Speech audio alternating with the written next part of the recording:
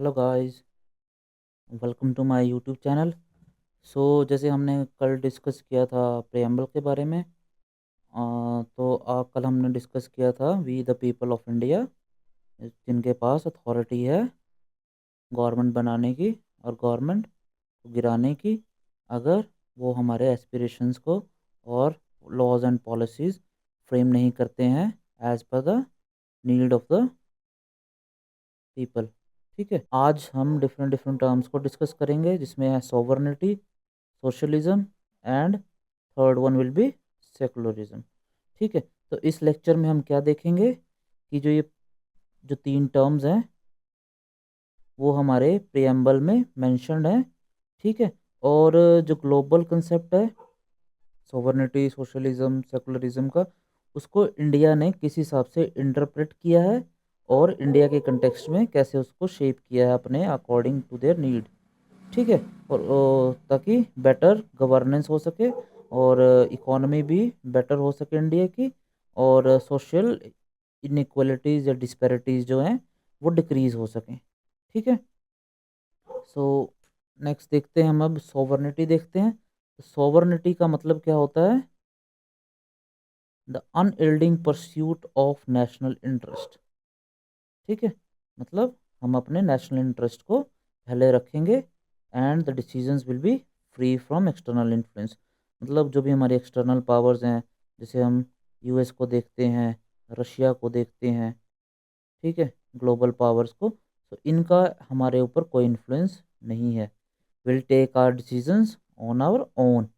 ठीक है, और जो हमारे डिसीजंस होंगे वो हमारे अपने डिसीजंस होंगे। तो इससे क्या पता चलता है कि जो नेशन हमारा जो है इट इज़ सुप्रीम, और उसकी इंडिपेंडेंट अथॉरिटी है गवर्न करने की अपने आप को। ठीक है, ऐसा नहीं है कि कोई आके हमें गाइड करेगा और हमें बोलेगा कि किस हिसाब से लॉज और पॉलिसीज़ बनाओ। जो हमारे नेशनल इंटरेस्ट में सही लगेगा will do as per that. ठीक है, सो इसका मतलब यही हुआ कि जो भी हमारा पॉलिटिकल इकोनॉमिक सोशल जो भी हमारे स्ट्रक्चर्स हैं, उनको हमें किस हिसाब से मोल्ड अप करना है इंडिया के इंटरेस्ट में, वो सब इंडिया के लोगों के हाथ में है। ठीक है, जैसे फॉर एग्ज़ाम्पल हम एग्ज़ाम्पल देख सकते हैं, जैसे RCEP से इंडिया ने विड्रॉ किया था।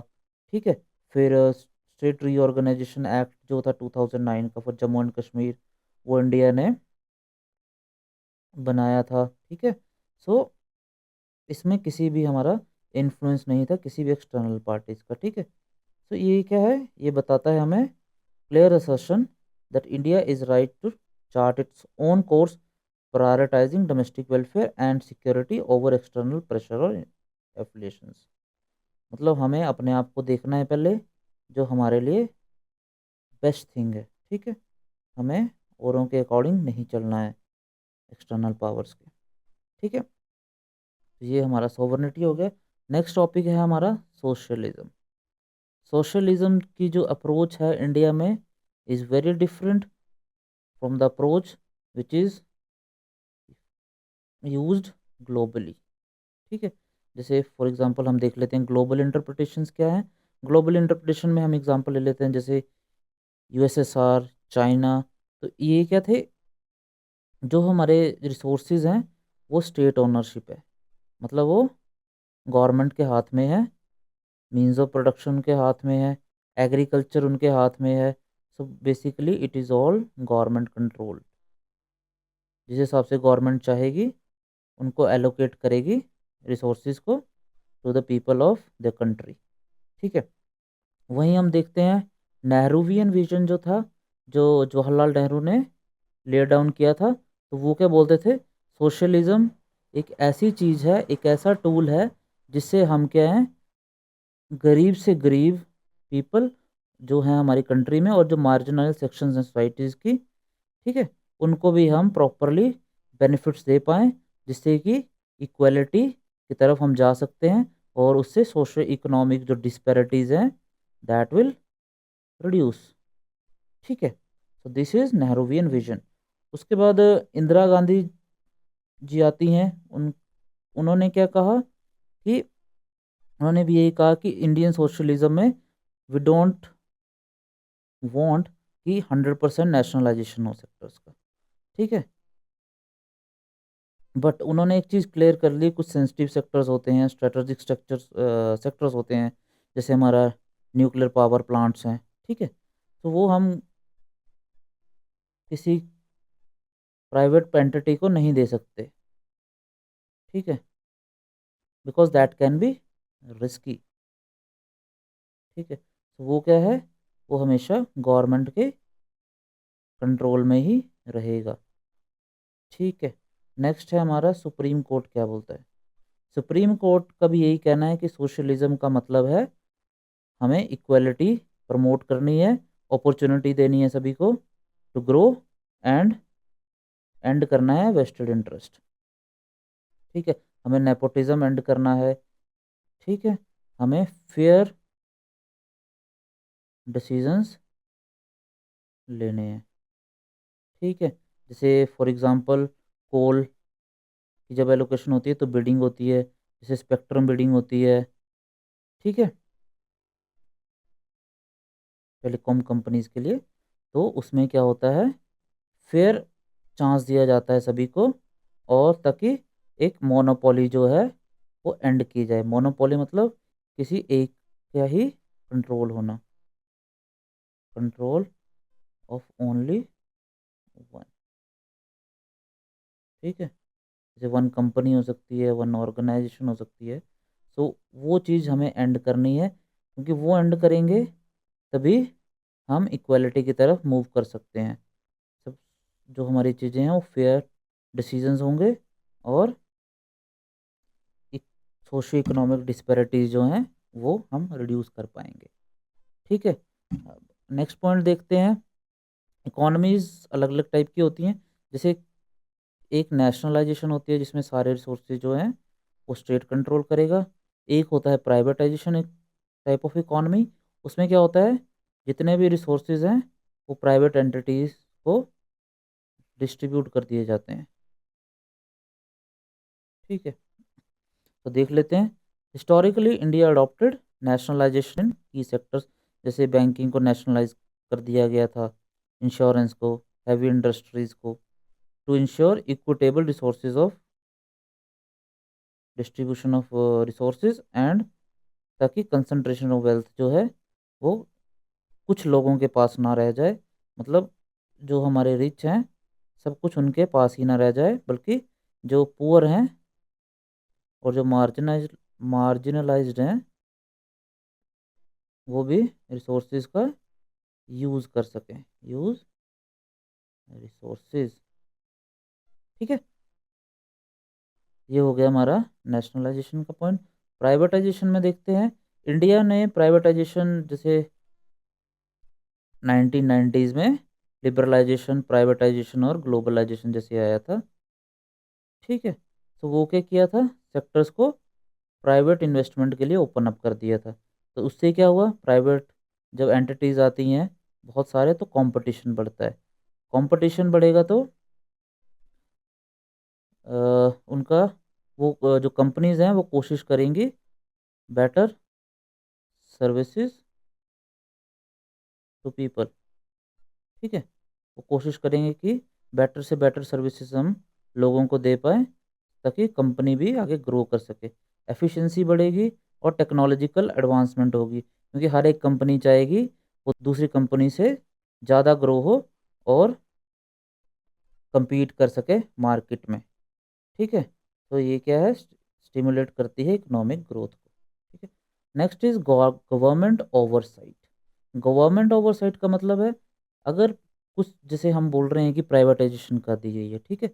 तो प्राइवेटाइजेशन तो कर दी गई है, लेकिन उसमें एक चीज़ है कि गवर्नमेंट जो है वो अपनी ओवरसाइट ज़रूर मेंटेन करती है, ताकि कोई भी रिसोर्सेज जो हैं प्रॉपरली यूज़ हो और कंसंट्रेशन ऑफ वेल्थ ना हो पाए।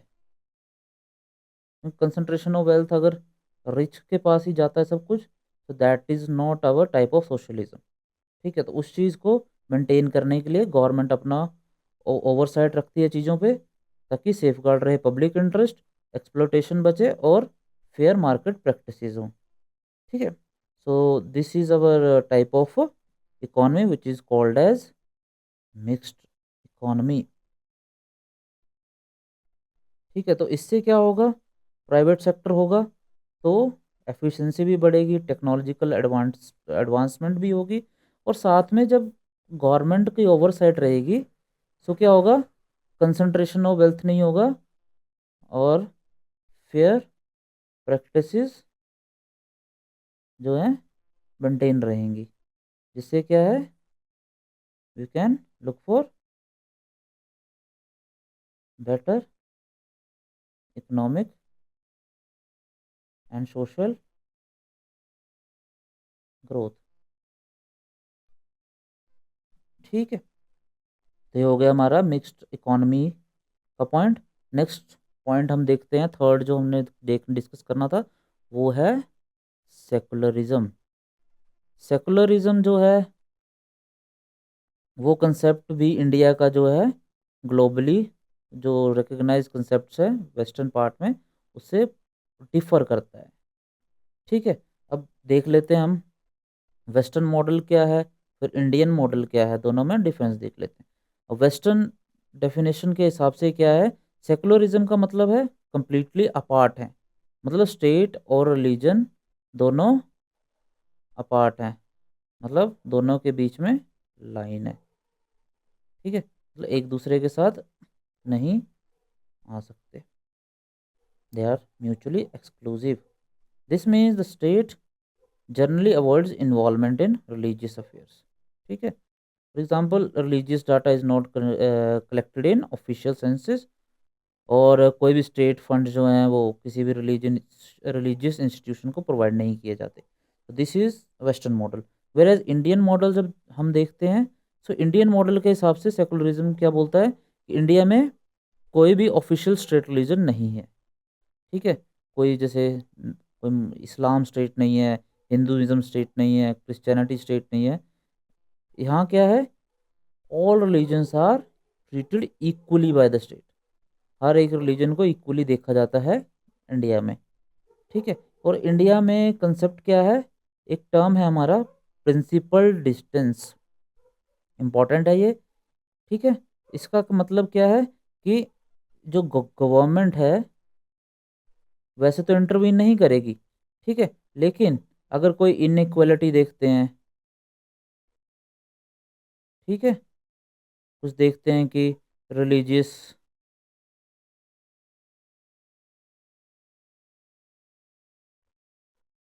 रिलीजियस कम्युनिटी को हम सपोर्ट कर सकते हैं ग्रो करने में, तभी वो इंटरवीन करते हैं। ठीक है, to ensure equality and promote religious freedom rather than strict non interference. ठीक है, अब इसके हम एग्जांपल देख सकते हैं, एक्टिव एंगेजमेंट जो है इंडियन गवर्नमेंट कैसे एंगेज करती है in the matter of religion. So जैसे इसमें हमारे पास एग्जांपल्स हैं, जैसे जियो पारसी स्कीम है हमारी, जो कि है to preserve the Parsi communities, promotion of six schools. ठीक है, और रिलीजियस डाटा जो है वो कलेक्ट करते हैं ड्यूरिंग सेंसस, ताकि हम इंक्लूसिव पॉलिसीज़ बना सकें, सभी रिलीजन्स को इंक्लूड कर सकें हम पॉलिसीज़ में। ठीक है, बेटर ग्रोथ के लिए उनकी, और कमिटीज़ भी बनाई जाती हैं, जैसे फॉर एग्जांपल हमारे पास सच्चर कमेटी बनाई गई थी, जो कि स्पेसिफिक कम्युनिटी के कंसर्न्स को सामने ला सके, और उसके अकॉर्डिंग हम लॉज एंड पॉलिसीज़ फॉर्मुलेटेड। ठीक है, ये हो गया हमारा active engagement of Indian government in the matter of religion. ठीक है, अब हम अगला देख लेते हैं, एवोल्यूशन कैसे हुआ इंडियन सेकुलरिज्म का।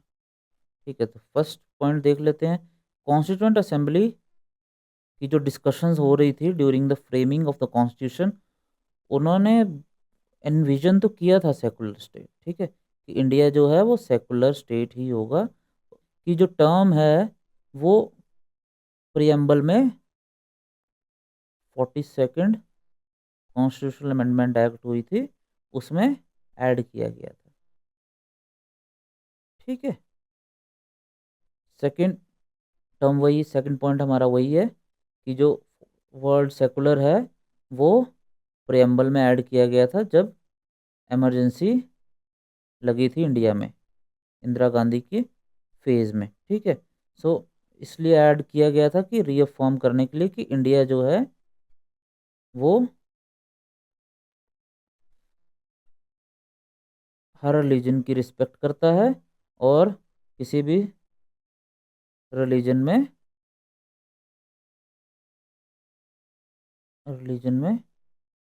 इंटरफेयर नहीं करेगा। We will have only government will have only principled distance. ठीक है, अब नेक्स्ट पॉइंट देखते हैं, कंटेम्पररी चैलेंजेस हैं इंडियन सेकुलरिज्म को लेके। ठीक है, जैसे कुछ पर्सनल लॉज बनाए गए हैं, कुछ रिलीजन कन्वर्जन्स हो रही हैं, माइनॉरिटी राइट्स को लेके इश्यूज चल रहे हैं।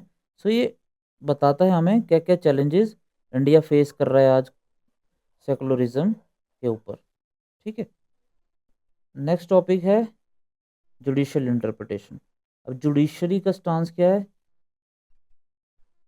जुडिशरी ने सीधे बोला है कि सेकुलरिज्म जो है is a basic feature of the constitution, मतलब कैन नॉट बी अमेंडेड। ठीक है, cannot be amended, cannot be altered even by a constitutional amendment। ठीक है, सो ये हमने एवोल्यूशन देख लिया इंडियन सेकुलरिज्म का कैसे कैसे हुआ। नेक्स्ट पॉइंट है प्रेम्बल का इन्फ्लुएंस क्या है गवर्नेंस में। ठीक है, तो पॉलिसी जो भी बनाएंगे उसकी फॉर्मुलेशन जो होगी उसमें हम सॉवर्निटी, सोशलिज्म, सेकुलरिज्म टर्म्स को अपने माइंड में रखते हैं ताकि नेशन की कोर वैल्यूज़ जो हैं, ऑब्जेक्टिव्स जो हैं वो इंटैक्ट रहें। ठीक है, जस्टिस मिले, लिबर्टी मिले, ठीक है, इक्वालिटी हो। So these are the objectives, ये हमें इंटैक्ट रखने हैं। सो जब हम इन तीन टर्म्स को देखते हैं तो हम बोल सकते हैं कि जो पॉलिसीज़ बनेंगी they will keep in mind these objectives. ठीक है, next is legal interpretation. Supreme court and other judiciary bodies frequently refer to the preamble when interpreting the constitutional provisions, ensuring the laws are consistent with the foundational spirit। तो जैसे हमने कल भी देखा था कि प्रेम्बल क्या है, फाउंडेशनल बेड रॉक है हमारे कॉन्स्टिट्यूशन का। तो जब भी कोई इशू आता है किसी आर्टिकल को के लेके, किसी आर्टिकल को लेके, किसी लॉ को लेके, पॉलिसी को लेके, तो हम क्या देखेंगे, हम देखेंगे प्रियम्बल को कि हमारे जो फाउंडिंग फादर्स थे, फाउंडिंग फादर्स उनकी क्या एस्पिरेशंस थी, उनके क्या ऑब्जेक्टिव्स थे। ठीक है, तो वो चीज़ हम देखते हैं और उसके अकॉर्डिंग जो है जुडिशरी अपना स्टांस देगी। ठीक है, next is socio economic development. So the socialist aspect of the preamble influence polity aimed at poverty alleviation, equitable distribution of resources, social justice, driving welfare program and affirmative actions। Example, जब हम socialism की तरफ देखते हैं तो obviously जब हम socialism को माइंड में रखेंगे सो हमारे ध्यान में तो है ना कि पुअर लोगों को भी हमने अपने रिसोर्सेज देने हैं। ठीक है, और रिसोर्सेज देने हैं, नो कंसंट्रेशन ऑफ वेल्थ, ये भी हमें देखना है। तो इससे क्या होगा, सीधी बात है ना, इससे पॉवर्टी एलिवेट होगी, मतलब डिक्रीज होगी। और रिसोर्सेज अगर पुअर को भी मिलेंगे कंसंट्रेशन ऑफ वेल्थ नहीं होगी। तो इसका मतलब क्या है कि इक्विटेबल डिस्ट्रीब्यूशन हो रही है रिसोर्सेज की, और अगर वो हो रहा है तो सोशल जस्टिस मिलेगा सभी को। ठीक है, क्योंकि सभी को इक्वल इक्वल रिसोर्सेज मिल रहे हैं। ठीक है, सो इससे क्या होगा, वेलफेयर होगा कंट्री का। ठीक है, नेक्स्ट है इंटरनेशनल रिलेशंस। अब इंटरनेशनल रिलेशंस में हम जैसे सॉवरन हमारा टर्म है, ठीक है, तो सॉवरन क्या था, हमारी कोई भी जो इन्फ्लुएंस है वो नहीं होगा एक्सटर्नल पार्टी का। तो उससे हमें क्या पता चलता है कि इंडिया सॉवरन है और उसकी जो पॉलिसीज हैं इंडिपेंडेंट हैं, और इससे हम डिफाइन कर सकते हैं कि इंडिया जो है that is very matured nation, mature nation है। ठीक है, और अपने नेशनल इंटरेस्ट के लिए काम करता है। ठीक है, without succumbing to the external pressure और aligning with specific power blocks. So ऐसा नहीं है कि हम एक्सटर्नल प्रेशर में आके कोई भी डिसीजन लेंगे। Will take our decision for our national interest. ठीक है, नेक्स्ट है हमारा लास्ट, की टेक अवेज क्या हो सकते हैं हमारे।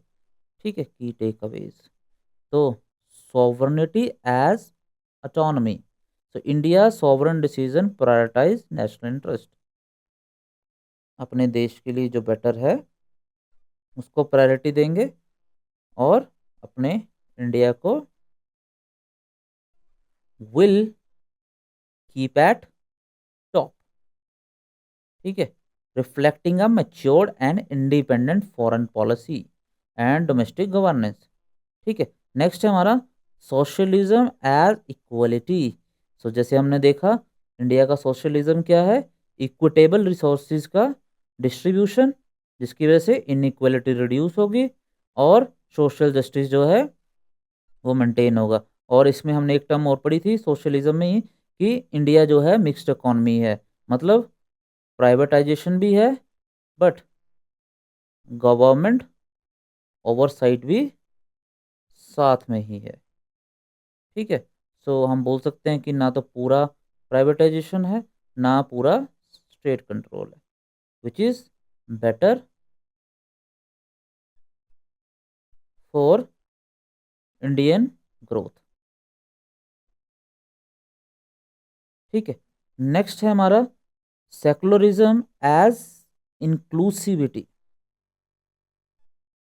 So unlike Western separation, Indian secularism involves principal state engagement with all religion to ensure equality and foster communal harmony। ठीक है, सो इंडिया में जो है प्रिंसिपल डिस्टेंस का को मेंटेन किया जाता है और उसके अकॉर्डिंग ही गवर्नमेंट जो है वर्क करती है विद रिस्पेक्ट टू रिलीजन्स। ठीक है, सो ये हमने देख ली की टेकअवेज। हम कंक्लूजन में क्या बोल सकते हैं कि जो प्रियम्बल है is not just an introductory statement, जो हमने कल भी देखा था कि ये एक इंट्रोडक्टरी स्टेटमेंट नहीं है कि जस्ट हमारे कॉन्स्टिट्यूशन में मेंशन है जस्ट। ठीक है, केशवानंद भारती केस में देखा था हमने, it is the part of constitution. ठीक है, और पार्ट है कॉन्स्टिट्यूशन का और लिविंग डॉक्यूमेंट है। लिविंग डॉक्यूमेंट क्यों है, क्योंकि इसमें हम अमेंडमेंट्स भी कर सकते हैं। ठीक है, और जो एस्पिरेशंस है हमारी वो कॉन्टिन्यूस हैं। ठीक है,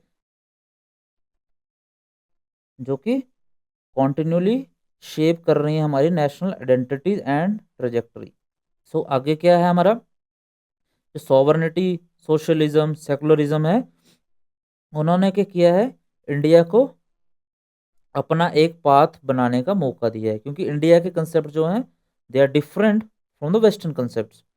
ठीक है, तो उस हिसाब से इंडिया क्या है, एज पर देयर नीड अपने डिसीजंस लेती है। ठीक है, जिससे क्या करते हैं, ट्रेडिशनल वैल्यूज़ को भी मेंटेन किया जाता है और मॉडर्न एस्पिरेशन जो हैं उनको भी पूरा करने की कोशिश की जाती है, and addressing complex societal challenges through a distinct democratic framework. The ongoing dialogue and evolution of these principles will continue to define India's future. मतलब जैसे जैसे हम इन टर्म्स को और समझेंगे, गवर्नमेंट और इन टर्म्स के अकॉर्डिंग लॉज लाएगी, पॉलिसीज लाएंगी, ठीक है, तो वो क्या करेगा, इंडिया को फ्यूचर को डिफाइन करेगा और इंडिया को बेटर स्टेट में लेकर जाएगा, ठीक है। So so that's it for today. आज हमने 3 टर्म्स देख लिए हैं। कौन कौन सी देखी? सोशलिस्ट, सेकुलर और सॉवरन, ठीक है। नेक्स्ट कमिंग लेक्चर्स में हम अदर पार्ट्स देखेंगे प्रियम्बल के, ठीक है। सो अभी के लिए इतना ही। चैनल को सब्सक्राइब कर दें, ठीक है, और बेल आइकन दबा देना ताकि जो नेक्स्ट कमिंग वीडियोस हैं वो आपके पास आ सकें टाइमली और आप अपनी प्रिपरेशन को कंटिन्यू रख सको, ठीक है। और वीडियो अच्छी लगेगी तो लाइक कर देना, कमेंट करना और शेयर करना अपने फ्रेंड्स को, सो दैट उनकी भी हेल्प हो, ताकि वो भी स्टडी कर सकें पॉलिटी को डिटेल में, ठीक है। So yeah, that's it. Signing off for today. Thank you. Bye bye.